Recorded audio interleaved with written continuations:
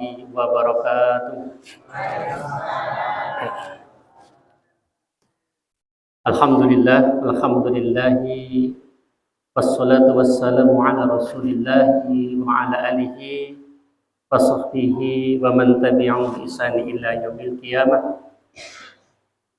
Asyhadu an la ilaha illallah wahdahu la syarika lah wa asyhadu anna Muhammadan abduhu wa rasuluhu alladzi la nabiyya wa la rasulahu ba'da. Qala Allah Ta'ala fil Qur'anil Karim, a'udzu billahi minasy syaithanir rajim. Qul innas salati wa nusuki wa mahyaya wa mamati lillahi rabbil alamin. Wa qala inna a'tainakal kautsar fasalli li rabbika wanhar inna syani'aka huwal abtar. Wa qala Rasulullah sallallahu alaihi wasallam, innallaha katabal ihsana ala kulli syai' fa idza qataltum fa asinu qitlah wa idza dabahtum fa asinu dabha wal yuqitta akaduhum safratahu wa yuqitta akawasafatahu. Rawahu Muslim. Allahumma arhamna bil Qur'an. Sadaqallah summa sadaqa Rasulullah sallallahu alaihi wasallam. Amma ba'd. Bapak-bapak, ibu-ibu, jamaah kaum muslimin muslimat rahimani rahimakumullah. Alhamdulillah wonten ing kesempatan saya punika Allah Subhanahu wa taala tasih maringi kathah nikmat dhateng panjenengan dalasan kawula. Atitik wonten ing kesempatan dalu punika kita saged kempal manunggal insyaallah sinau sareng-sareng thalabul ilmi wonten ing dalu punika saking perwakilan DPD Juliha Boyolali. Insyaallah badhe sosialisasi atau edukasi tentang penyembelihan, tentang segala sesuatu yang berhubungan dengan masalah penyembelihan yang syar'i dan thayyib.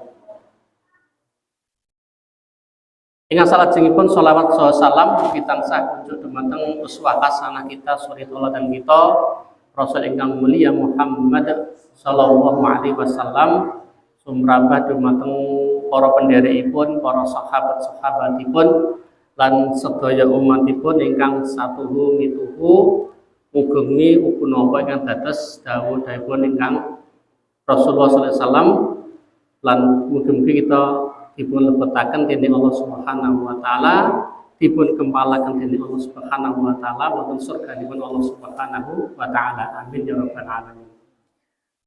Ma'asyiral muslimin azani wa iyyakum rahiman rahimakumullah. Saya terima pangapunten kawula derek gembel kamardikan panjenengan sawetawis nggih awet kamuntenan. Kula nek basa Jawa niku mboten patek lancar niku Bu Pak. Sampun wonten apa nggih? Basa Indonesia mboten apa nggih? Jane ya wong Jawa ning kok mboten saged Jawa iki halus. Dan janipun nika dalu punika wonten tamu istimewa sebenarnya nggih. Wonten Dewan Syariah dari DPD Juliha Boyolali Qadarullah wa Mas'afa. Beliau pada malam ini juga berkesempatan untuk mengisi di Nogosari Qadarullah. Dan alhamdulillah dalam menika Ketua DPD Juliha Boyolali menika saged rawuh di tengah-tengah kita. Beliau nembe rawuh Bapak Slamet Rajo SLS. Menika ketua kula. Menika saking Cepaka Sawit. Ketengalipun Bapak Ibu wonten ing sampun tepang nggih. Saking Bapak Slamet Rajo menika beliau mantan lurah Cepaka Sawit 2 periode nggih Pak nggih. Mantan lurah periode 2 periode di Cepaka Sawit dan beliau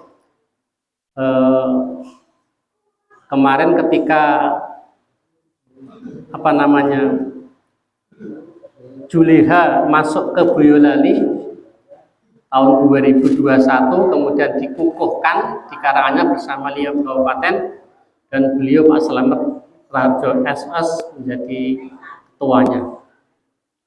Baiklah, untuk menyingkat waktu nih Bapak Ibu semuanya, Di sini kami mohon izin pada bapak-bapak semuanya, para alim, para kiai mubalik yang sudah mungkin paham betul masalah fikih yang kami sampaikan nanti ini bukan taraf fikihnya, karena fikih itu luas sekali. Maka yang kami sampaikan di sini adalah babakan masalah teknik-teknik atau penyembelihan-penyembelihan yang berhubungan dengan masalah, terutama karena ini menjelang Idul Kurban, maka biasanya yang banyak dipertanyakan itu juga masalah Idul Kurban.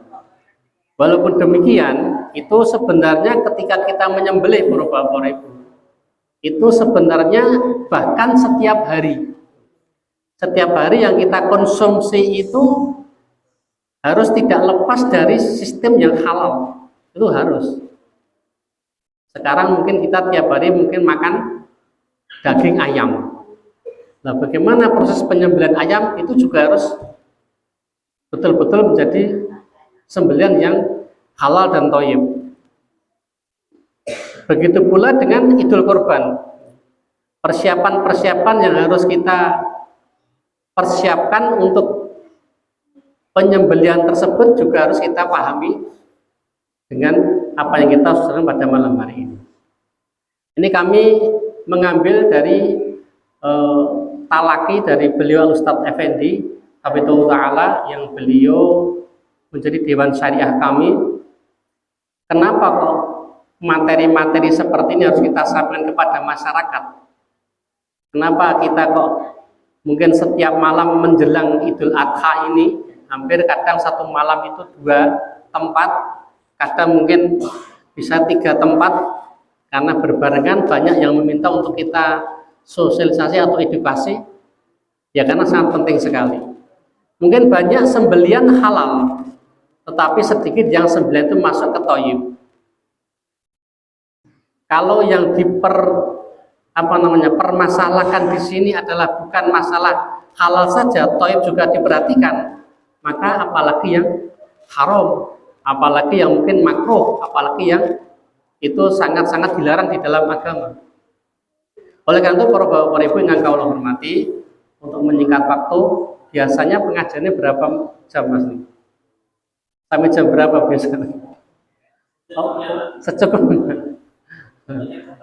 Oke, siap. Oke, kita langsung aja. Saya sambil baca laptop, baca. Next, Mas.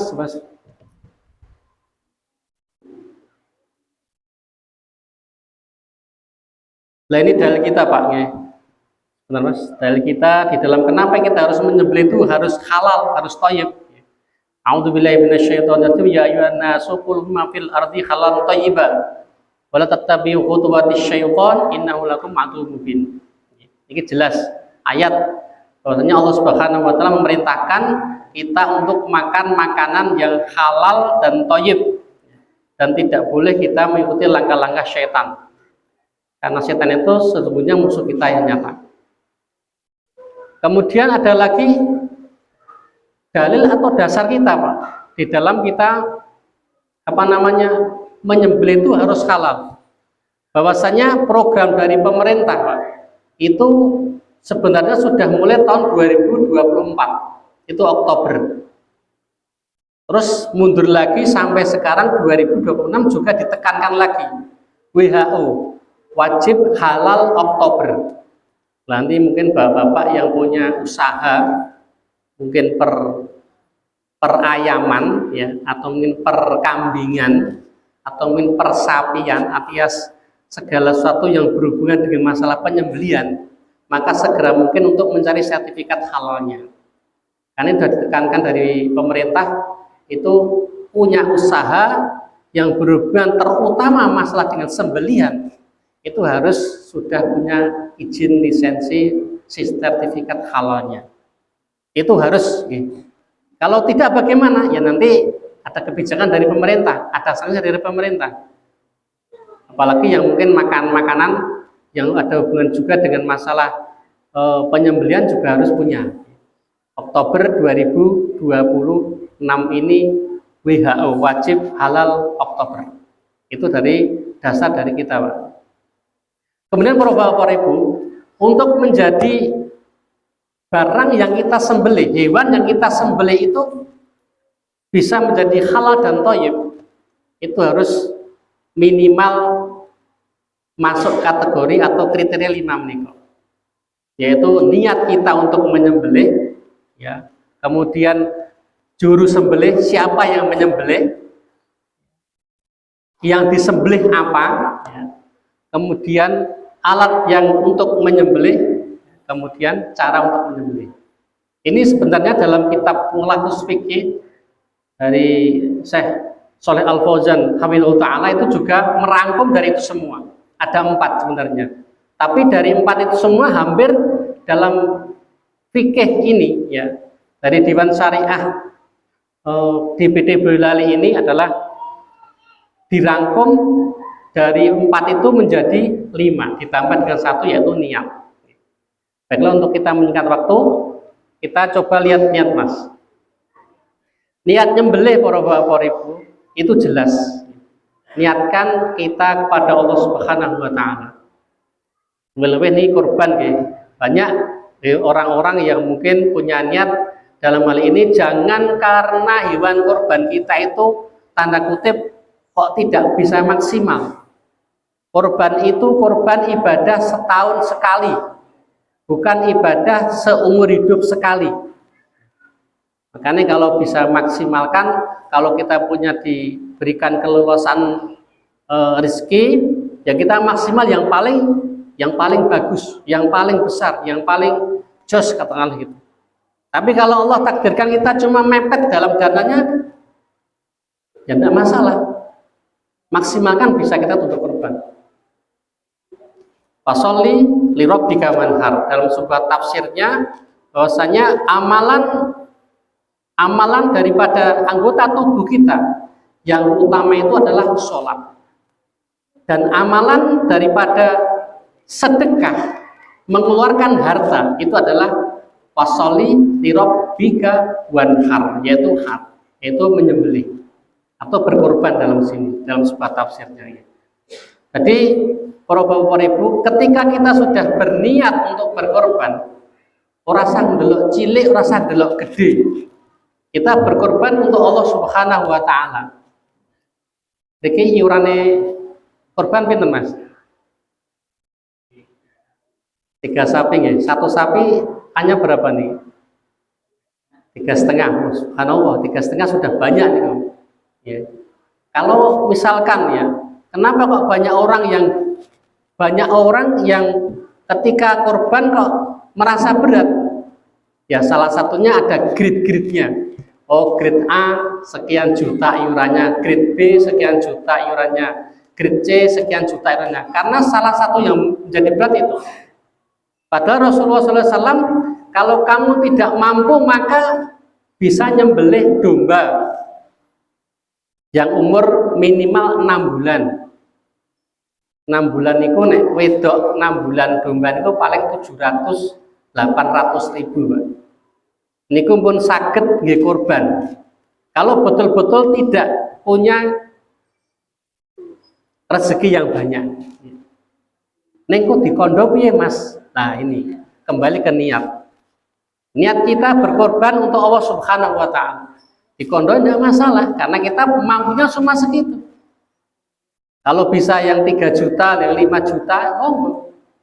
Tapi kalau kita nggak bisa, kita punya uangnya cuma ya 1 juta kurang, ya itulah jaza'ah, belikan daripada domba yang cuma 800, 900, 1 juta sudah dapat domba, dan itu sah untuk berkorban. Itu niatnya. Salah satu dalam berkorban itu bukan karena siapa-siapa, bukan karena orang, tapi betul-betul ini adalah ibadah saya kepada Allah Subhanahu wa taala. Itu niat. Ya. Penyembelihan juga lain seperti itu. Kalau kita nyembelih apapun, Pak, itu jangan niatkan dengan hal yang lain. Dan sewu, ya. Ting belum niku enten sendang, ya. Enten sendang sing wingit, nek pendak-pendak kadang enek sing beleh pitik dibetoten kan sendang. Dan itu penyembelihannya itu nggak boleh, itu haram. Karena disuguhkan kepada yang punya tempat sendang kalau alias boh lembut, boh sinten, ya. Tapi tidak karena Allah Subhanahu wa taala. Itu tidak boleh. Itu hukumnya haram dagingnya untuk dimakan. Lah niat, makanya harus hati-hati dengan niat. Kemudian yang kedua Bapak Ibu yaitu siapa yang menyembelih? Nah, juru sembelihnya ya.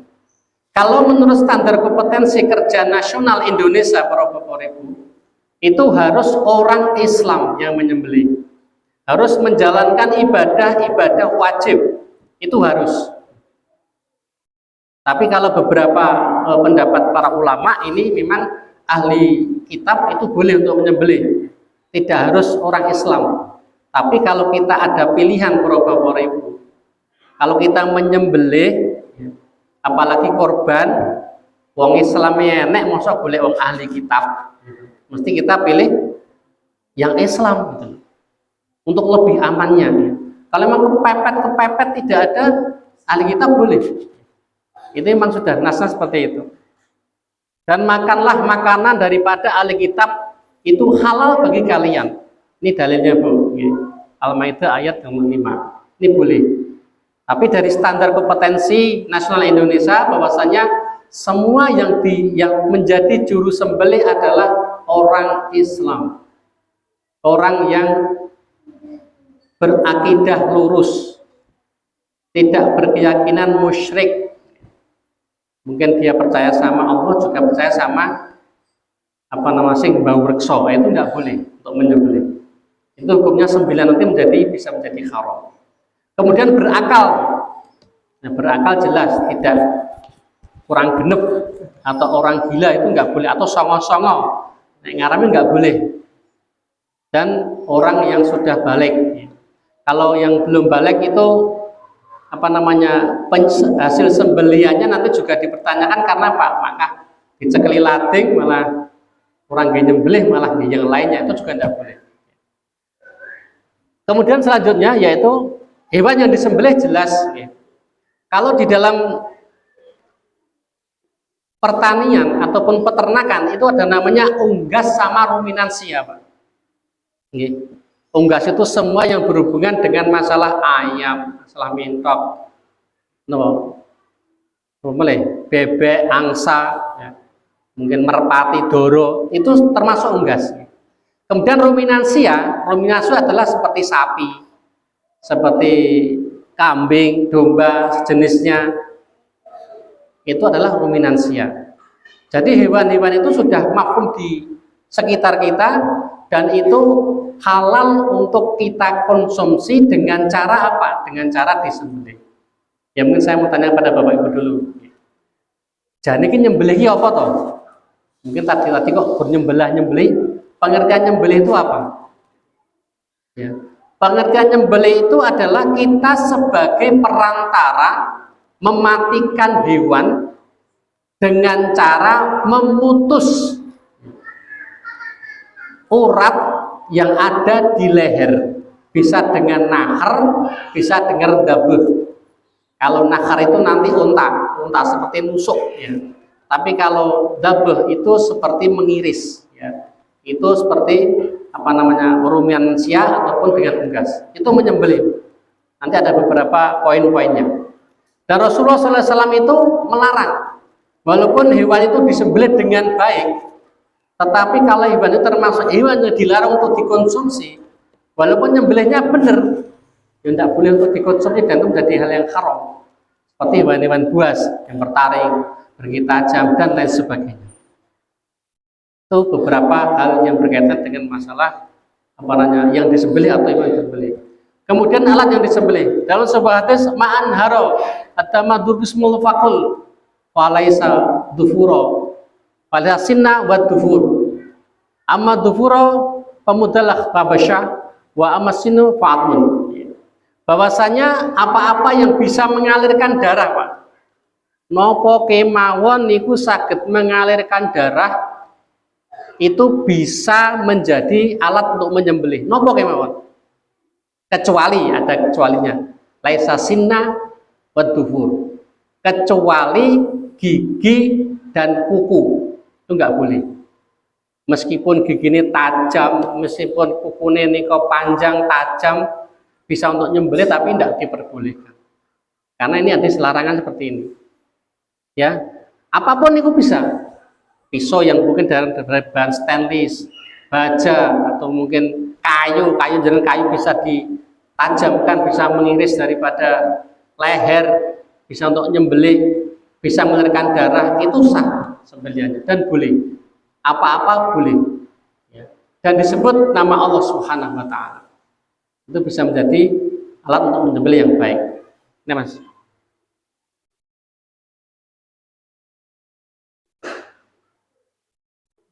Nah, ini poin yang terakhir, yaitu syarat untuk sembelihan yang halal itu adalah cara menyembelih.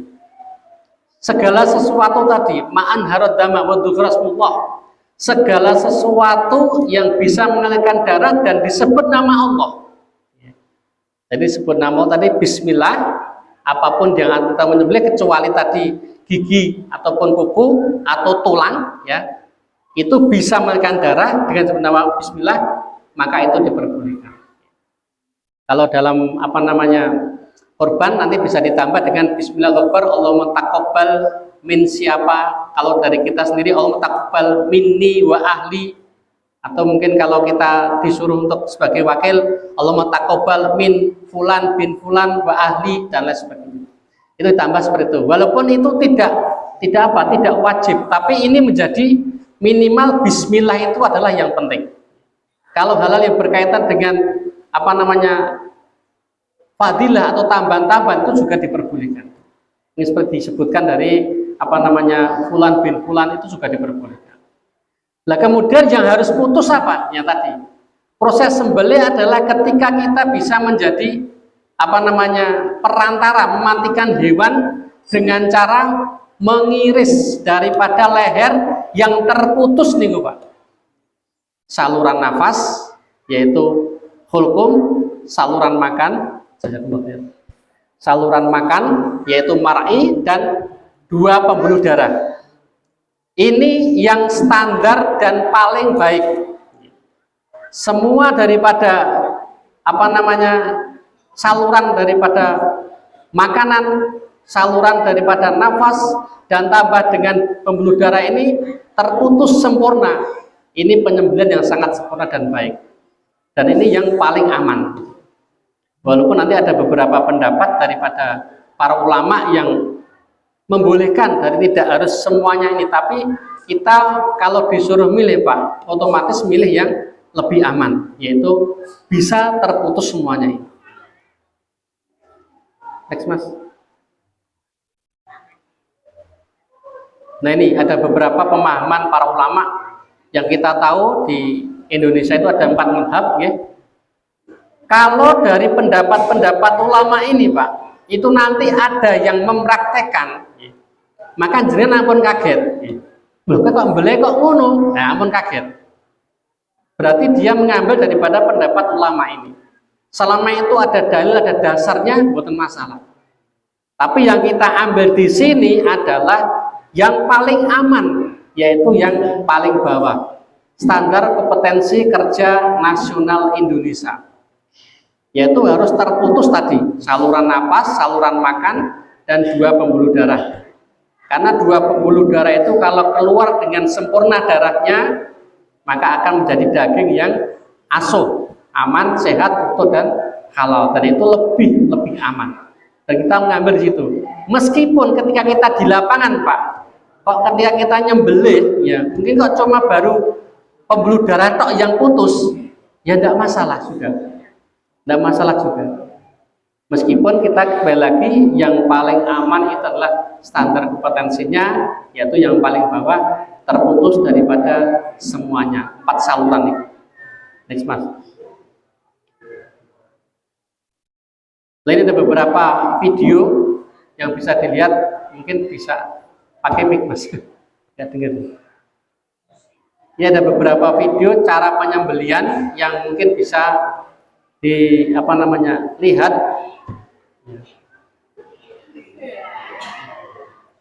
Nah, ini ada kerongkongan tenggorokan terputus, kemudian darah juga mancur, pembuluh darah arteri mancur dua-duanya itu.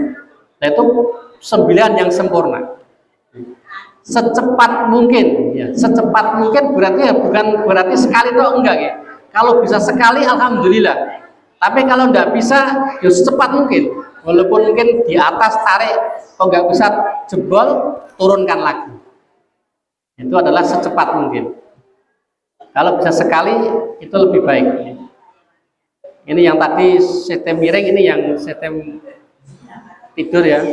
Ya. Ini hampir sama. Artinya tenggorokan kerongkongan terputus tambah 2 pembuluh darah. Itu sembelian yang sempurna, yang paling baik.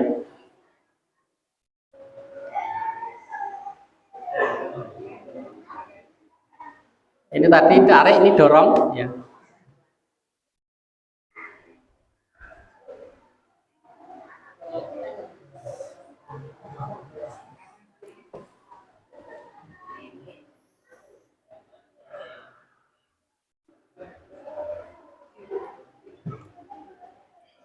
Oke, next Mas. Ini cuma pengenalan jangkun nggih. Kalau dari standar kompetensi, Pak, itu ketika nyembelih hewan, terutama yang ruminansia, itu harus di bawah jangkun. Jangkun itu kalau hewan, kambing atau sapi, itu didangak ingatan ini akan ada jendulnya. Nah, jendulnya itu adalah jangkun. Ya. Kalau nyembelih yang paling baik, ya, standar kompetensi adalah di bawahnya. Ya paling 1 jari atau 2 jari atau 3 jari dari jangkun. Tetapi kalau nyembelihnya nanti di atas jangkun, nanti itu akan tidak terputus tenggorokan dan kerongkongan, karena tenggorokan kerongkongan itu titik pertemunya di jangkun itu. Makanya ada beberapa bakul-bakul daging ya, itu biasanya jaluk ke atas itu. Karena apa? Karena ada nilai ekonomisnya. Nyembelih pepetnya di atas rahang gini. Menurut tadi boleh, Pak. Menurut Imam Ahmad boleh. Karena apa? Yang terputus cuma pembuluh darah saja. Secara fikih boleh, tapi itu kalau kita bisa menghindari maka hindari. Nanti akan matinya juga akan lebih lama. Kemudian darah yang terpompa nanti karena nafasnya masih tidak terputus juga akan lama matinya. Tetapi kalau bisa di bawah jangkung, semua daripada saluran napas, saluran tenggorokan dan saluran darah bisa terputus semua. Itu paling sapi 3-5 menit sudah mati sempurna. Sapi nih, kalau kambing paling 2 menit, 1 menit 2 menit. Kalau ayam paling 1 menitan, itu paling sudah mati sempurna dan bisa ditindaklanjuti untuk pengulitan dan lain sebagainya. Nah itu, jadi jangkun seperti itu. Kalau pas di jangkun, Pak, nanti jenengan keras nyembelihnya, otomatis nih, karena itu ada tulang yang kita lunak nih, itu keras jangkun nih. Ya, di bawah jangkun kira-kira 1-3 jari. Itu nanti enak nyembelihnya dan pas sekali. Next Mas.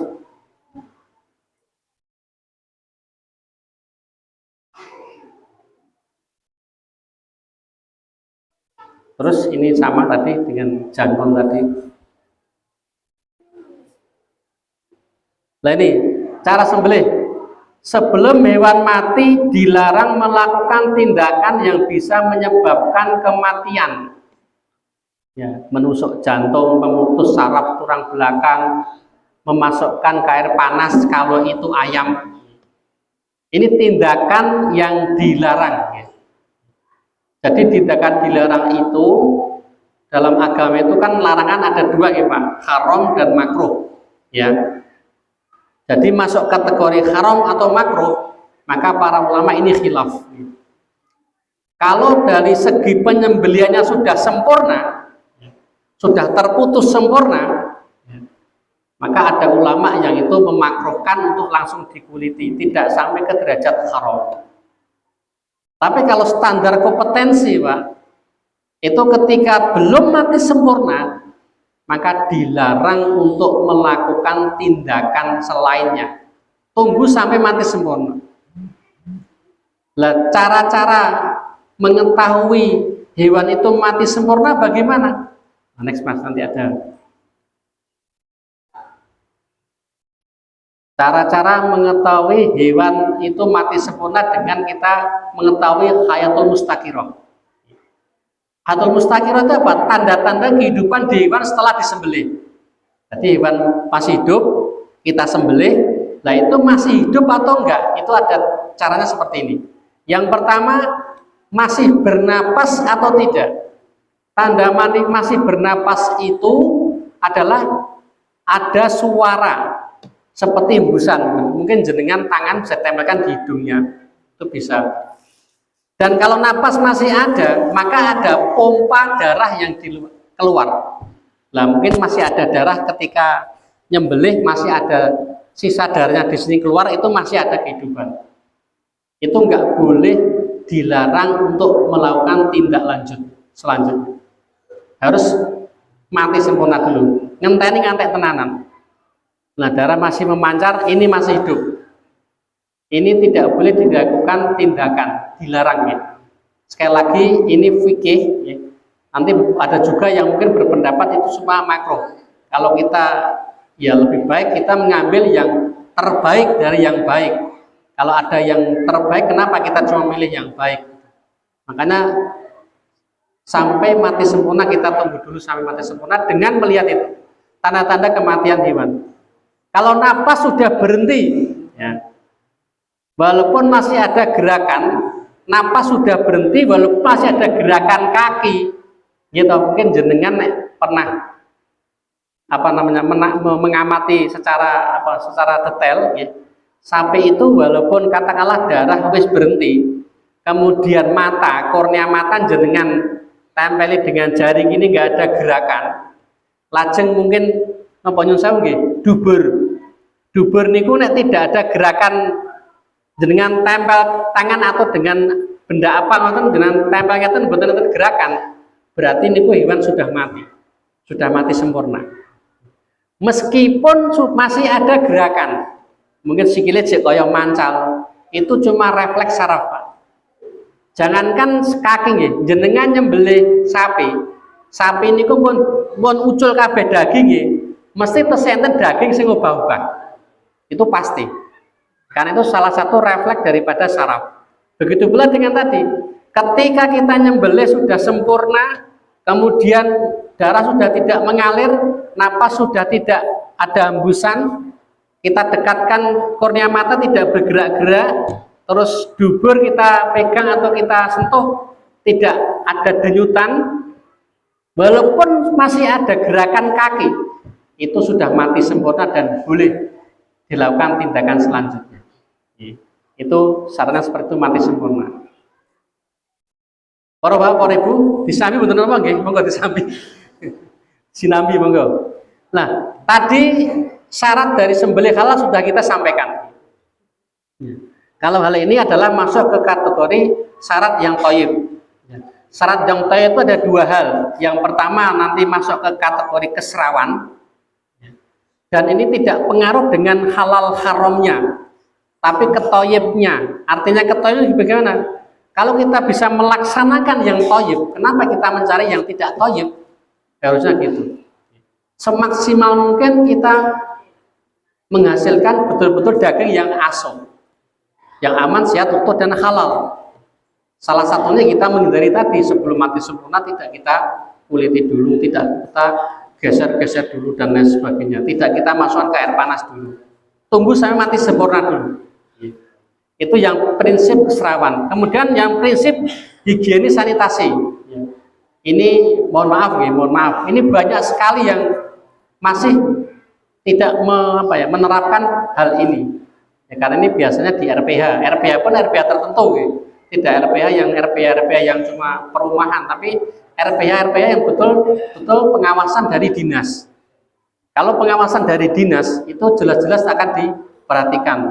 Yang nyembelih ya harus safety, minimal pakai sepatu boot, pakai celmek, mungkin pakai helm, pakai kaos tangan, hairnet dan lain sebagainya. Kemudian kalau sudah megang jeruan tidak megang daging. Kalau megang daging tidak karo ahli hisab misalkan, itu nggak boleh. Dari segi higienis sanitasi itu salah satu situ. Kalau nyuci jeruan tidak ke sungai yang airnya keruh, Kalau sini mungkin airnya jernih gitu, jernih. Tapi kalau di tempat saya yang daerah Keragilan Mojosongo itu airnya seperti air beras kencur. Itu nggak boleh. Itu nggak boleh untuk menyuci daripada jeruan. Itu yang masuk ke higienis sanitasi. Nah, kita masuk ke prinsip keserawan. Nah, prinsip keserawan ini, mas, tadi mas, sebelumnya mas, ada hadis tadi. Nah, Innallaha katabal ihsana ala kulli syai'. Bahwasanya Allah Subhanahu wa taala menetapkan segala sesuatu itu ihsan kepada apapun. Ini adalah prinsipnya di sini. Fa idza qataltum fa asinu qitlah. Kalau kamu membunuh maka bunuhlah dengan seihsan mungkin. Wa idza dabahta fa ajnu dabha. Kalau kamu menyembelih maka sembelihlah juga dengan ihsan. Dan tajamkanlah pisaumu, senang-senangkanlah hewan peliharaan. Nah, ini keserawan Pak. Ini tuntutan Rasulullah SAW. Jadi salah satu daripada tuntunan kita untuk menajamkan pisau itu ini. Nah, nanti standarnya tajam pisau bagaimana? Nanti ada. Next mas.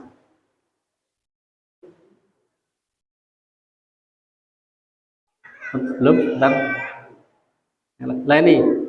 Tujuan menajamkan pisau ini adalah salah satunya itu ketika kita menyembelih itu lebih enak, bisa secepat mungkin, bisa sekali sayatan dan minim robekan.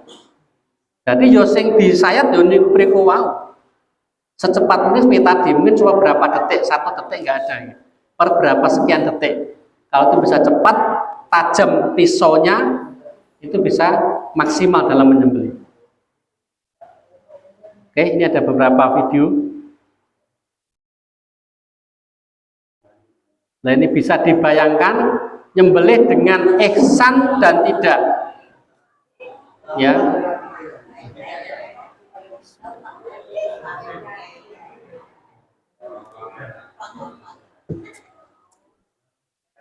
Jenengan bisa bayangkan Pak Bu, jenengan korban terus yang nyembelih seperti itu, kira-kira jenengan pripun?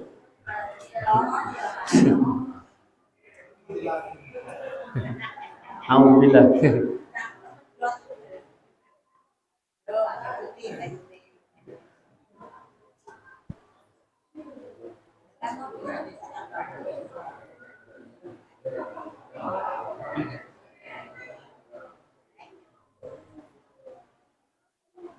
Semoga kita dijauhkan dari ini, semoga ya. Tidak seperti ini.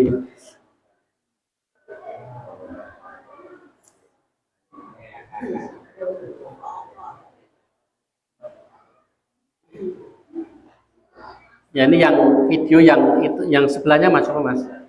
Yang satunya mas.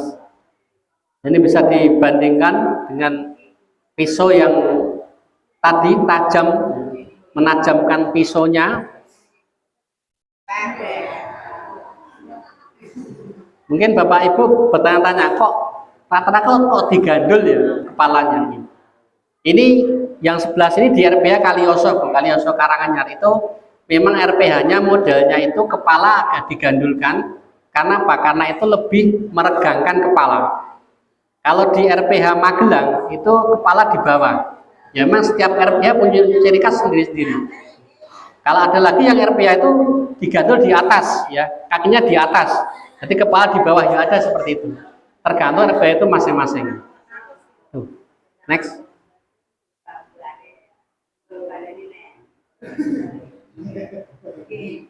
Nah ini, tadi kita dalam hadis tadi adalah menajamkan pisau dan menyenangkan hewan. Nah tujuan menyenangkan hewan itu apa? Salah satunya hewan itu biar tidak stres. Jangan pun nate nemoni hewan stres, Pak. Terutama sapi. Mriki dereng enten nggih. Muga-muga mboten enten nggih. Saya pernah pribadi nggih menemui itu. Hewan stres itu penyebabnya banyak sekali. Ya, salah satunya mungkin sendirian, kepanasan, kemudian nyembelih di depannya Ketika kita nyembelih sapi, terus sapi satunya juga tahu, itu bisa menyebabkan stres. Kemudian tidak ada teman gordewean, itu juga pengaruh, bisa stres.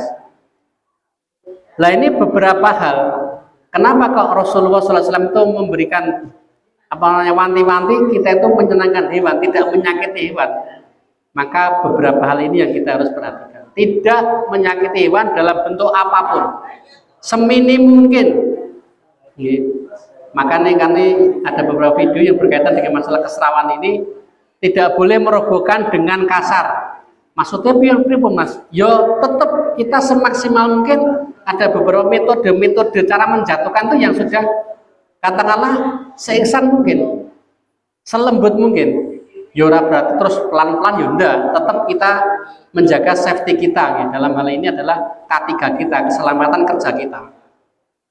Gunakan tali yang lembut dan kuat untuk merebahkan dan mengikat kaki hewan.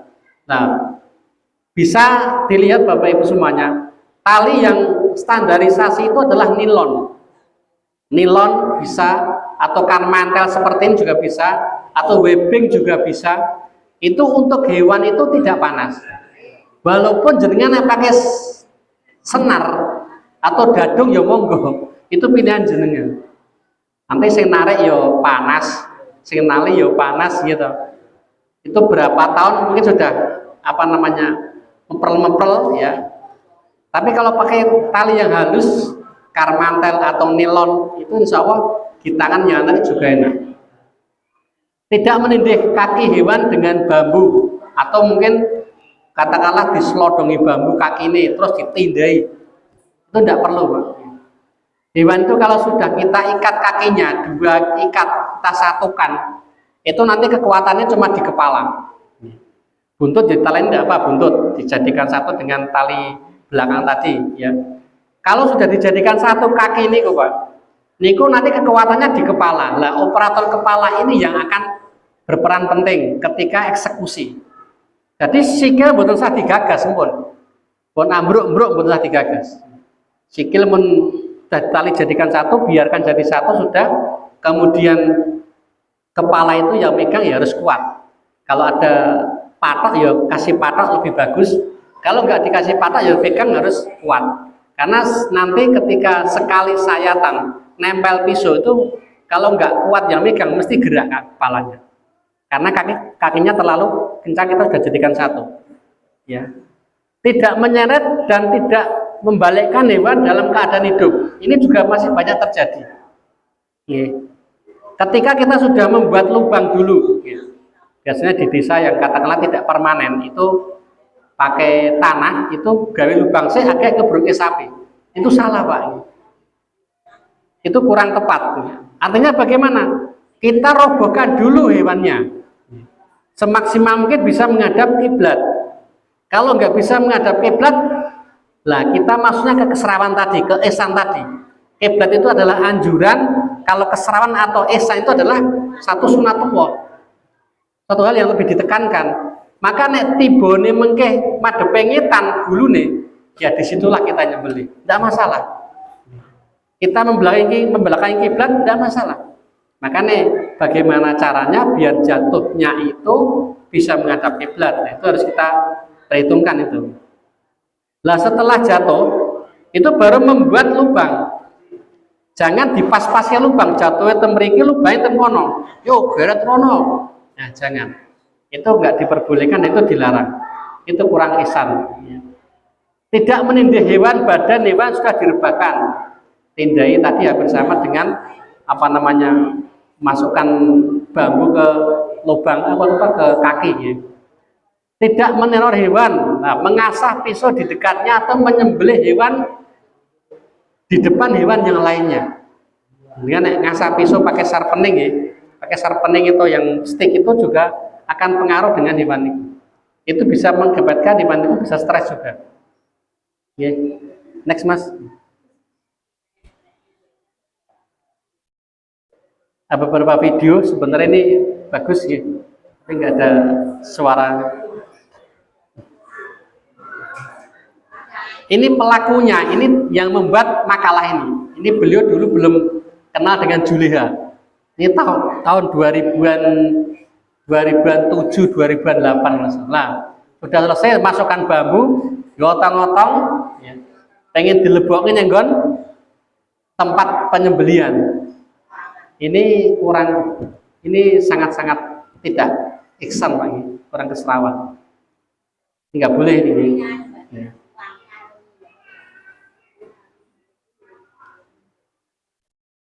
Next Mas.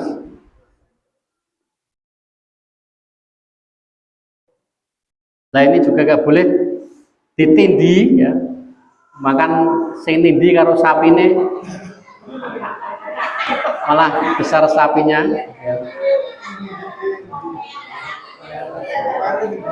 Nah ini malah kalian dibelah pisang ya. Nah ini saya tambahkan sedikit Pak, salah satu bisa menyebabkan stres sapi, salah satunya adalah kostum. Hindari warna-warna yang mencolok Pak. Hindari warna-warna yang mencolok. Ketika kita vokasi dulu, kita awal-awal ya Pak Selamat juga, awal-awal kita vokasi itu, kita kan baru dalam Juleha, kita membuat seragam PDL. PDL itu seragamnya warnanya oranye seperti itu. Nah setelah kita pakai di acara vokasi itu seperti apa ya, penataran dalam penyembelian, itu disindir oleh asesornya. Tidak boleh kita membuat apa namanya untuk penyembelian itu pakai pakaian, pakai kostum yang mencolok. Hindari warna yang merah, warna oranye, ya. Atau kalau warna yang paling bagus itu hitam atau biru dongker atau hijau-hijau tua. Itu bagus untuk penyembelih. Tidak pengaruh dengan hewan, karena ada blinko apa namanya, sensor mata sapi itu ada sensornya Pak, ada berapa megapiksel itu akan tahu.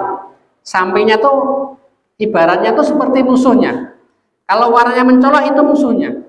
Apalagi kalau sudah stres gitu. Makanya kita sapi kok meneng bae, gitu. Terus langsung dupak sampingnya itu refleks. Salah satunya karena ada seperti yang mengancam. Itu seperti warna oranye itu nggak boleh. Terutama oranye, merah sama yang kuning juga kuning. Hindari itu nggih. Walaupun tidak menjadi satu-satunya, tapi salah satunya itu bisa menjadi stresnya hewan. Nah ini tadi yang keserawan, ini yang higienis sanitasi. Nah beberapa hal ini mungkin bisa langsung kita sampaikan, tidak meludah, tidak bersin, tidak batuan, ya. Nyekel daging karo watuk, nyekel daging karo ngerokok, ya. Kemudian gembrobios langsung nyekel daging, kotos-kotos, nanti dagingnya juga beda. Itu kalau di standar RPH itu nggak boleh hal seperti ini. Kalau standarnya korban ya mungkin seenaknya lah kalau Mas, paling ya sego dewe. Nah yang terakhir ini Pak, ini ada namanya APD. APD itu alat pelindung diri. Itu alat kerja kita, itu beberapa hal yang berkaitan dengan masalah APD. Next Mas. Itu ada namanya nanti celmek, ada namanya kaos tangan baja, ya, ada namanya sepatu boot. Ya. Ini semua didapat semua mudah. Ya. Mungkin yang cuma kaos tangan baja ini agak sulit. Ya. Ini mungkin bisa online atau bisa menghubungi daripada teman-teman yang paham masalah penyembelihan. Kaos tangan baja ini kadang wajib nih. Apalagi yang hubungan sama daging yang mungkin sering kita boning, sering kita skinning. Itu kalau tangan kiri ini tidak kita lawani dengan apa namanya kaos tangan yang anti sayat, yang baja, maka bisa kena. Ibu-ibu yang ngiris daging pakai itu tidak apa-apa, lebih aman. Menek pas agak karo nopo dikir karo nopo lali mah iris tangannya bisa. Tapi kalau sudah pakai kaos tangan anti sayat ini jauh aman. Dan ini tidak apa namanya kondisional mawon, ini tidak harus nggih. Tapi kalau di RPH yang sudah RPH resmi, ini harus Pak nggih. Di Australia, ya mungkin di Turki itu harus pakai ini komplit. Masuk ke RPH itu sudah steril, ini harus semua dipakai semua. Tapi kalau di RPH yang seperti Kalioso itu paling kita pakai sepatu boot atau mungkin minimal ya sepatu boot itu minimal. Karena juga licin dan campur dengan apa namanya limbah-limbah darah dan hasil sembelihan. Kalau nggak pakai sepatu boot itu juga berpengaruh dengan kaki kita. Kalau bisa gitu komplit dari sepatu boot, celpek atau mungkin apa namanya kaos tangan Istilahnya masker, helm itu harus komplit.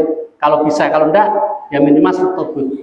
Karena nek sepatu boot niki Pak, nek jenengan nyembelih sapi kepidak sikile ya lumayan. Tapi nek nggak sepatu boot rada aman. Apalagi sepatu boot yang depan ada besinya. Ini yang standar.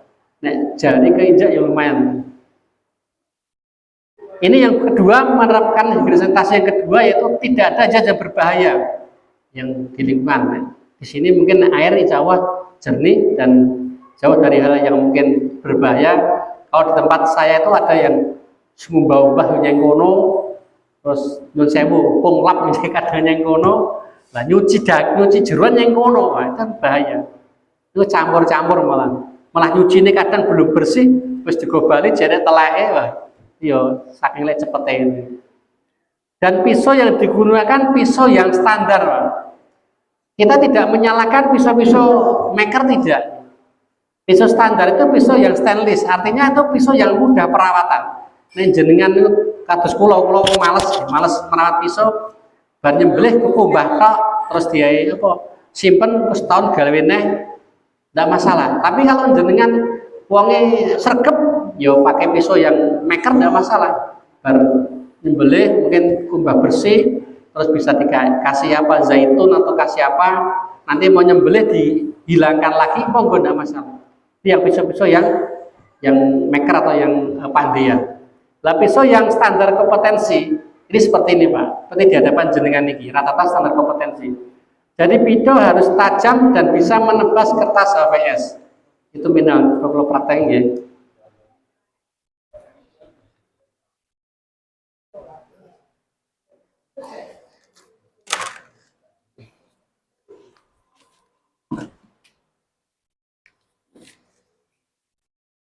Niki pisau sing paling murah niki. Sing paling murah niki minimal bisa menebas kertas HVS nggih. Minimal niki kalau bisa dinaikkan grade lagi biasanya para teman-teman itu bisa slash plastik atau slash tisu nggih. Jadi minimal niku. Kalau tidak sampai ke situ, nanti jenengan nyembelih, terutama yang ahli sembelih itu akan kewalahan. Kados wau lho. Wah, ini orang niku wau. Ku nek sapine siji mboten masalah, nek sapine telu. Tenaga jenengan telas mungkin. Ngojek kadang melu ngebruke, kadang melu naleni. Nah, niku tenaga kita habis untuk nyembelih sapi yang di atas 3. Kalau pisaunya nggak tajam, itu salah satu yang payah kita di situ. Jadi minimal bisa menebas kertas HVS. Kemudian bahan pisau stainless steel, stainless ya.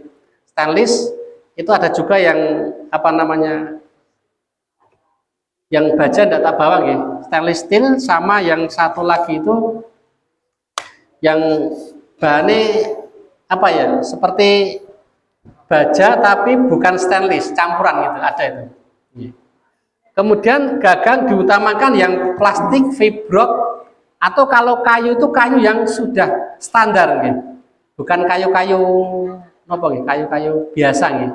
Karena nanti kalau setelah nyembelih itu nanti kelihatan nempel sini licin, setelah licin nanti membersihkan, kalau nggak bersih akan menjadi banyak sarang bakteri. Itu yang nggak boleh. Bentuk bilah itu simeter atau melengkung itu fleksibel gitu. Ada yang simeter, ada yang mungkin strike lurus, ada yang bonus, itu banyak model pisaunya. Nanti bisa ditanyakan situ. Nah untuk standar Pak, yang mungkin pemula, yang belum pernah nyembelih, ya, atau mungkin yang ingin belajar nyembelih, kita sarankan untuk hewan-hewan yang kita sembelih, terutama sapi, itu minimal yang panjangnya 30 cm ke atas. Itu untuk standarisasi dulu. Kalau nanti sudah terbiasa, sudah mahir, sudah profesional, nah itu mungkin kalau untuk sapi 16 sampai 20 itu sudah cukup untuk beli sapi. Tapi kalau belum terbiasa, maka standarnya ya 30 ke atas lah, itu standar. Panjang bilahnya gitu. Kalau untuk kambing itu sekitar 20-an cm kambing. Kemudian untuk ayam itu sekitar 10 sampai 15 cm. Itu standarnya dari standar kompetensi. Kalau misalkan mau di bawah niku nek sudah terbiasa mahir tidak masalah. Maka nanti kalau ada serkom, sertifikasi kompetensi, itu walaupun kita sudah mahir pakai pisau pendek, Pak, pakai 16 cm, 18 cm untuk nyembelih sapi, kalau pas serkom ya harus pakai 30 cm. Nggak boleh pakai yang apa namanya di bawah 30, nggak boleh, harus 30 cm. Itu standarnya dari standar kompetensi. Gitu. Next, Mas.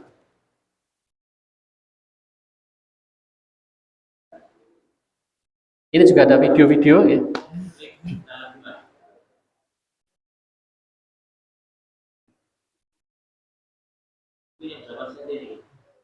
Ini 25 ini. 25 cm itu pot hijau itu. Itu Don Carlos. Memang standar yang sudah apa namanya terbiasa itu 25 itu pas-pasan. Tidak panjang, tidak pendek itu yang 25 cm itu standar. 23 sampai 25 standar. Penak. Untuk sapi gede, sapi kecil, sapi jumbo itu 25 sudah pas-pasan.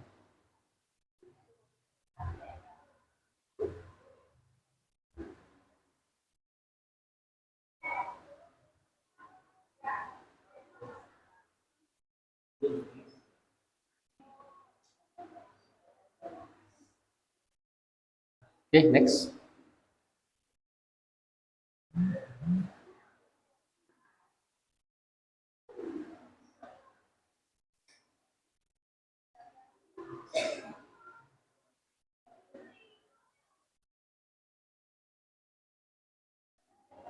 Terus, Mas. Sama.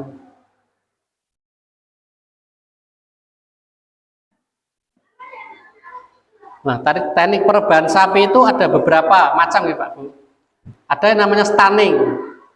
Kemudian nanti ada namanya pakai manual, pakai tali. Ya bisa rope squeeze, bisa barley, bisa gasper. Ada namanya pakai box, restraining box. Itu mesin yang canggih. Itu apa namanya? Biasanya di RP-RP yang sudah internasional itu pakai restraining box. Kalau stunning ini memang khilaf ya, masih banyak juga diperdebatkan ya. Tapi selama itu tidak mati maka diperbolehkan. Belum. Ya, itu namanya stunning itu dipingsankan. Teknik pemingsanan. Ya. Jadi itu yang makan itu harus ahli, ya. Harus ahli. Itu cuma jarak sekitar 20 detik harus segera disembelih. Kalau enggak segera disembelih nanti akan bangun lagi. Kalau enggak bangun berarti mati, itu jadi batang. Maka nanti kalau kita disembelih itu kok masih ada apa namanya reaksi kejala-kejala itu berarti betul stunningnya. Tapi kalau disembelih kok meneng wae berarti sudah bangkai. Itu. Sembelih. Itu sembelih itu. Ini respiratory box yang apa namanya pakai mesin canggih ini. Kalau misalnya di Australia ini, karena Australia itu biasanya sapi ini sapi yang BX sama PEVA biasanya gitu. Kalau Turki yang sapi ini yang gede-gede yang seperti sapi lemosin itu.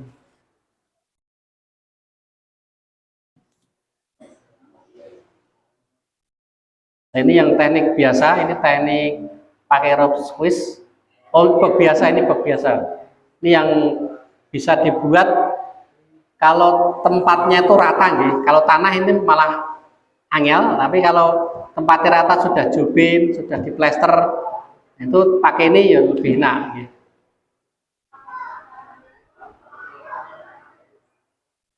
Next, Mas. Ini sekitar 7 juta, 8 juta kalau membuat seperti ini, tergantung besinya. Tapi sekitaran itu.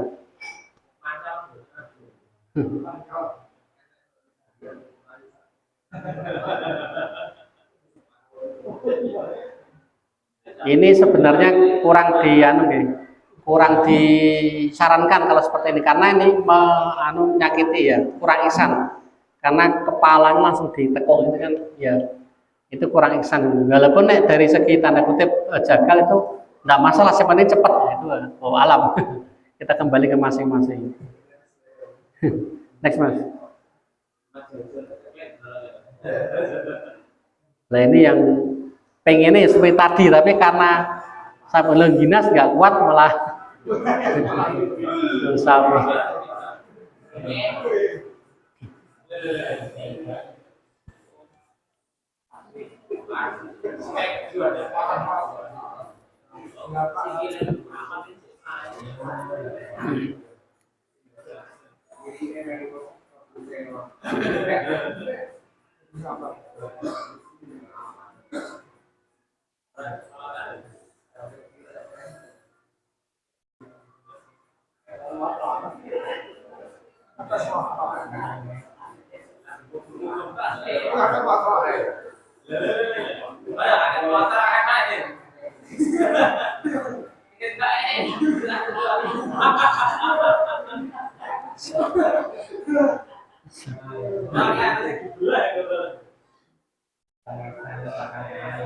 Terus, Mas. Nah ini Gesper, ini yang praktekan Satali Subarkah, beliau ketua umumnya Juliha Indonesia. Nah, harus hati-hati ya.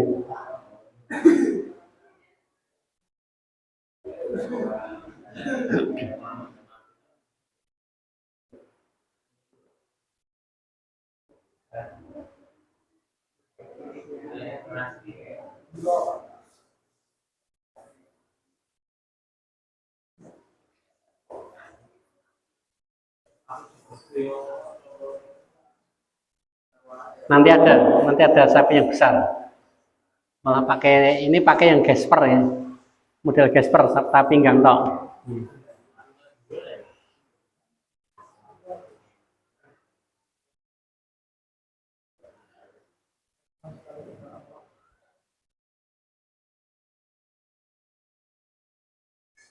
Ini terus Mas, ini terus saja.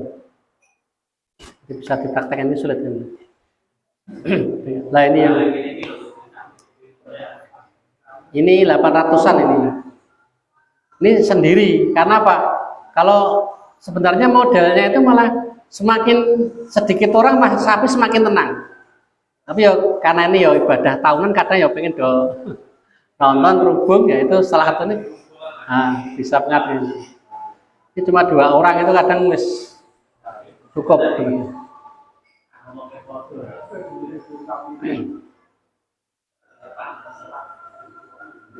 Ini sempat lepas di sini.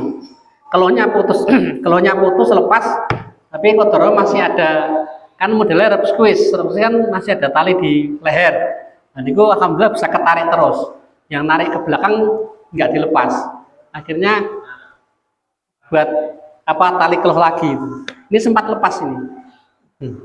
Lepas lari-lari. Nah itu kan kelohnya sudah nggak ada kelohnya itu. Kan putus itu kelohnya di sini. Kan ganti tali biru tuh.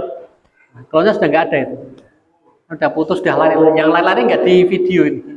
Yang lari-lari. Nanti kita praktekkan bisa kali teman ini.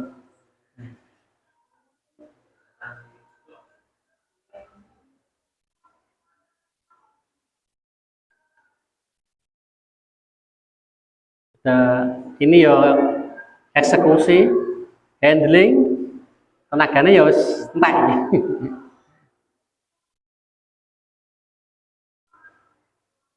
Nah, digabung jadi satu. Ini jadi satu.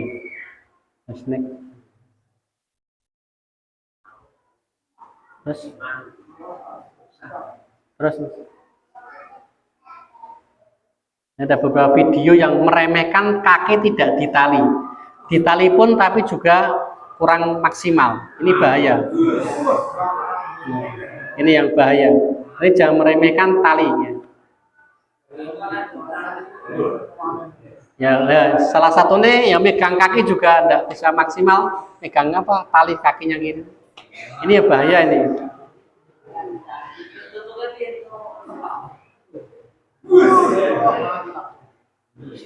Alhamdulillah.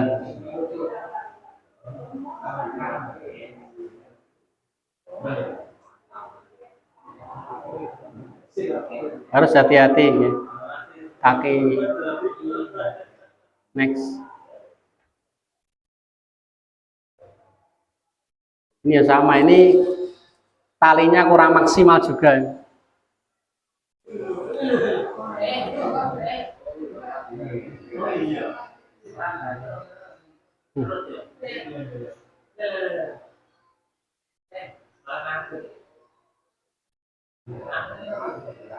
Bisa ini, bisa terputus.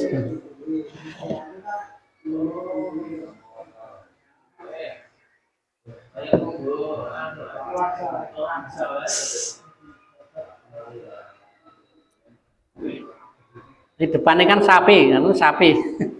Alhamdulillah, kan selalu stres ya.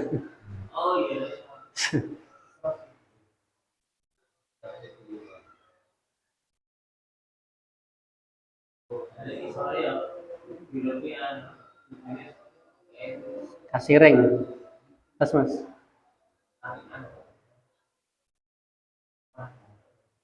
Kalau kambing, insya Allah mudah ya. Kami tinggal, ya, kambing mudah mas. Yang penting kalau ada kupingnya lebar, tutupkan matanya, lebih ihsan. Diambil dalam semua, yang dalam semua. Walaupun ini tidak seperti ini, tapi teknik-teknik yang seperti ini biasanya dipraktekkan itu lebih mudah, lebih enak dan kepada hewan lebih ihsan. Walaupun digotong wong papat balik itu ya bisa. Cuma kan kalau kita bisa sendiri, paling cuma 30 kilo insya Allah kuat sendiri.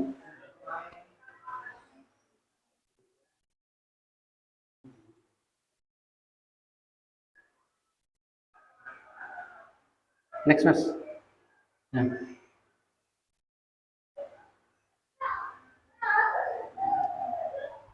Ya, demikian Bapak Ibu semuanya yang kami hormati, yang kami sampaikan berkaitan dengan masalah sembelian yang halal dan thayyib. Dan mohon maaf kalau ada beberapa hal yang mungkin tidak berkenan ataupun yang mungkin bisa dipertanyakan juga bisa. Namun sebelum ke pertanyaan, mungkin ada sepatah dua patah kata dari beliau Bapak Ketua untuk memberikan closing pada kesempatan malam hari ini. Dari kami sementara sekian. Akhirul kalam. Assalamualaikum warahmatullahi wabarakatuh. Monggo Pak Ketua.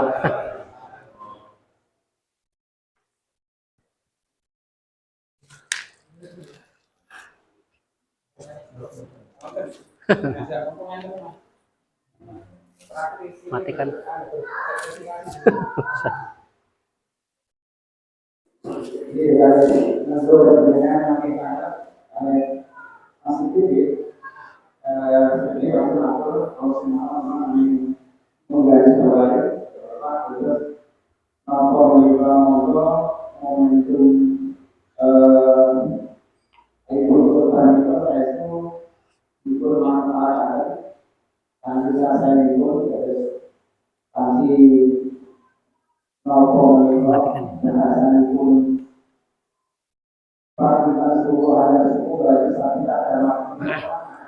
Banyak jalannya.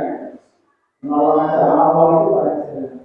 Insya ini salah satu wasilah organisasi untuk menolong jalan Allah dalam menjamin produk sembelian yang halal dan baik. Maka di kalau menggunakan ilmu sekalian bahwa ini adalah sebagai bentuk ketaatan kita pada Rasulullah. Karena dengan organisasi diciptakan, Allah menciptakan segala manusia, manusia walisan segala manusia. Sebuah kebahagiaan itu yang paling hari ini kalau dikatakan menjadi dalam hidupnya. Dan ini menjauh katanya bersadar bahwa ketika organisasi itu sakit tidak ada apapun masalah satunya yang ada kemudian itu sudah nikmat yang luar biasa dari Allah. Tapi kalau kata dari organisasi yang masih mungkin normal belum dimudahkan terkait dalam pelaksanaan dari apapun. Jadi kalau sekolah dan menikah, organisasi, sami tahu kalau sebagai sebenarnya. Terus kalau saat ini pengurus DPD perkumpulan guru sebagai halal. Karena ini adalah sekarang dari masa sebenarnya maupun ini sebenarnya kami yang itu kata berada yang punya ada tingkatan terbatas di dunia. Ini sampul legal formal ketika bisa di tahun 2016 diinisiasi Gresik oleh Pemilihan Ketua Umum Alusaka dari Gresik 2016-2019 legal formal. Alhamdulillah raya tahun 2021 kita ditetapkan garis-garis sekolah raya suku masyarakat nampak garis suku raya dilalui sebuah terakhir jalanannya pakai suku mohon yang ada di tahun 2021 kalau seorang sangat di individu apapun pemerintah dari PPP itu membentuk PPP awal konten pun Dr. Aryo dari Putra Alamadur Joko Aryo orang pun anak bupati dari Purwokerto orang dari apa yang terus proses itu mewakili yang mengurus perusahaan kolaborasi ada sinergi ini sudah ikut mau bersama-sama bukan model sudah sangat signifikan untuk perkembangan juga untuk ada yang pernah dibangun zaman mulai proses itu kalau itu akhirnya beli memperoleh itu bukan gawain di semua tidak mungkin ya kalau tidak gaya itu tidak boleh kan kalau nyakini ya dari itu ketika aman bangun itu akhirnya pulau di Bordeaux ini kita beli dari sana itu kalau sekolah ini kan mengawasi orang dari Bordeaux itu awasi sudah pulang itu saya kalau itu Sinau, karena dari anggota ini seperti apa? Nama pikir seperti apa? Kalau kita tahu dari satu maka orang seperti itu sebenarnya tapi lebih ajarnya lebih nanti waktu teknis itu lagi. Kita ada lebih ke teknis itu, di teknis untuk teknis program dan sebagainya kan. Untuk standar jadi sembilan itu menyandingkan antara istiqomah syariah kali SKKN. Belum gitu, saya kalau ada beberapa ulama sih dulu untuk mengharapkan kita justru ambil yang paling paling hati-hati. Terus bisa satu-satu sih paling hati-hati sifat bermakan gitu. Itu kalau dari kami, ya semampu sebenarnya sejarah dari upaya suatu ini yang terbaik dari pandangan dulu atau sekali. Terus tidak banyak harus sosial ada soal tadi ini ada sesuatu mungkin harus saya kalau tidak sama bahwa ada semakin kalau antara umur dari 12 yang mau melakukan beberapa seperti apa masih memberikan teknis khusus teknisnya masih ragu sebenarnya untuk saya mau meresmikan itu akan pun seperti kalau itu tidak berapa tahun itu lepas selesai biasanya itu setelah ini sih jadi kalau saat itu tidak ada masih ada alhamdulillah ini akan terus kalau saat itu tinggal 2 titik dulu dari 14 titik itu 10 titik hampir semua kalau itu harus ada hasil 12 titik kalau geser pulau dan jalan tol kurang biasanya ada lo di saya lah sebagai saja tapi alhamdulillah kalau kita ini tinggal 2 masjid musola yang berbeda ambil 1 ini kan kalau ilmu dan sebagainya tapi rajin pak yang itu yang berusaha kita oke terpaksa masih saya nanti bisa mengambil 2 titik itu betul-betul akhirnya saya seperti ilmunya di komunikasi hanya jadi kok hasil itu kaitan jarak ini waktu kan teknis makanya mau pakai dalam 5 tahun sebenarnya juga masih ini masih sampai jam 9 masih lumayan. Terus kemudian ada saking bahwa pemahaman itu ini mengalir kami dalam bersilaturahmi ini ada hal-hal yang orang berkenan masing-masing. Ini akan itu masing malam ini kalau dia Assalamualaikum warahmatullahi wabarakatuh. Waalaikumsalam warahmatullahi wabarakatuh. Ji. Memberi mohon. Nggih. Semoga kalau mau ada yang bertanya kan dari materi yang kita sampaikan, monggo. Ji. Ya, biasanya yang sering kita lihat di masyarakat itu masalah merebutkan sapi itu. Ya, karena kita kan menyiapkan tempat lubangan tuh ya. Dan satunya sapi ini mau karpelnya ya tidak mapan, tapi prakteknya itu orang mapan seret-seret. Jadi waktu itu dengan terus jalan-jalan masuk kiblat. Terus pertanyaannya nyembelih itu apa harus masuk kiblat? Nah, umpamanya buat masuk kiblat sah apa bukan? Nggih. Langsung nggih. Nggih, alhamdulillah wassalatu wassalamu ala Rasulillah wa ba'du. Saya tanya dulu, itu tempatnya bawahnya tanah atau jubin? Nah, kalau jubin maksimalkan itu kita buat setelan, nanti bisa mencontoh di RPH.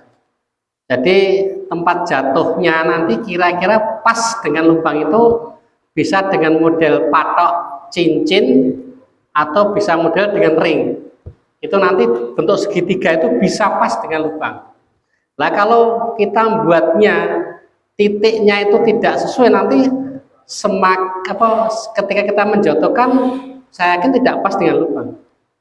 Tapi kalau kita bisa nyetel dengan misalkan jaraknya sekian dengan ring segitiga itu insya Allah pas dengan lubang. Itu kalau jubin gitu. Atau kalau pakai dengan jubin atau dengan lantai tadi itu bisa kita menggunakan dengan tadi box yang kita buat yang katakanlah hampir sekitar 6 sampai 7 jutaan itu kalau membuat itu enak, itu tinggal direbahkan blek.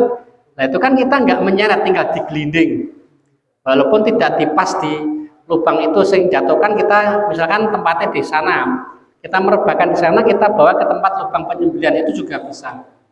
Nek ewadine ngono kok jek maksimal tidak bisa. Ya menyembelihnya semaksimal mungkin itu ya di tempat itu sebenarnya. Cuma kalau mau diseret ke sana, nah itu sekali lagi itu bukan masuk kategori haram tidak, tapi kurang ihsan, kurang keserawan. Ya. Kemudian kalau tidak menghadap kiblat bagaimana? Ya tidak masalah juga. Karena kiblat itu anjuran. Antara keserawan atau ihsan itu lebih ditekankan daripada menghadap kiblat. Karena ihsan tadi jelas, innallaha katabal ihsana ala kulli syai'. Semua yang diperintahkan itu harus berbuat baik itu ke semua hal. Salah satunya adalah wa idza qataltum fa asinu kitmah. Kalau kamu menyembelih maka sembelihlah dengan ihsan. Cara-cara menjatuhkan tadi. Lah kalau misalkan setelah kita robohkan misalkan di tanah ya. Kalau di tanah itu tidak usah membuat lubang dulu. Buat lubang nanti setelah ambruk. Nah, itu ambruknya ngendi? Ambruk kono ya depannya leher niku. Dan ketika mau membuat lubang, Pak, jangan lupa tutup mata sapinya. Ini kalau di tanah nggih. Tutup mata sapinya, terus ayunkan depannya cangkul ini tidak masalah. Nek jenengan mengke matanya terbuka ngeten, jenengan cangkul di depannya, mesti ada reaksi sapi niku. Mbah kaget, mbah napa grunjal, mesti akan tahu. Karena jenengan bawa pisau ngeten nggih, jenengan di atas ngeten kepala ngeten akan gerak, akan ada reaksi. Itu kalau di tanah nggih. Jadi kalau di tanah itu jatuhnya di mana, baru kita membuat lubang. Dengan ditutup matanya dulu. Ya. Kalau bisa menghadap kiblat yo bagus, kalau tidak masalah. Tetapi kalau misalkan kita di lantai tadi kok tidak bisa menghadap kiblat, mau diatur kiblat, sebenarnya ya tidak masalah, cuma kurang ihsan tadi. Kurang ihsan dalam artian ya kurang ihsan, artinya tanda kutip berpahala ya berpahala sing ihsan daripada yang tidak. Kalau lihat dari pahala dan tidaknya. Sekali lagi kiblat itu mungkin saya pribadi belum pernah menemukan dalil yang jelas harus menyembelih menghadap kiblat itu belum pernah gitu. Wow, alam belum pernah berarti bukan berarti nggak ada gitu. Mungkin karena kebodohan saya, karena kebodohan kami belum tahu dalilnya bahwasanya harus menyembelih menghadap kiblat, saya belum tahu persis, belum tahu dalilnya. Tapi kalau ihsan itu jelas tadi. Inilah kata bal ihsan itu jelas. Jadi antara ihsan atau keserawan itu lebih diutamakan dari menghadap kiblat. Kalau bisa dua-duanya itu lebih bagus. Tapi kalau nggak bisa, ya kita kembalikan ke masing-masing. Yang berpengaruh biasanya, yes, monggo nanti bertanggung jawab. Itu mas. Barakallahu fikum. Yang lain? Tali temali mungkin ada disampaikan, ada pertanyaan. Monggo.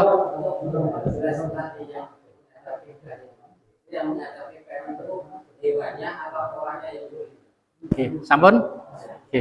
Alhamdulillah, wassalatu wassalamu ala rasulillah ma ba'du. Dua-duanya Pak. Dua-duanya menghadap kiblat.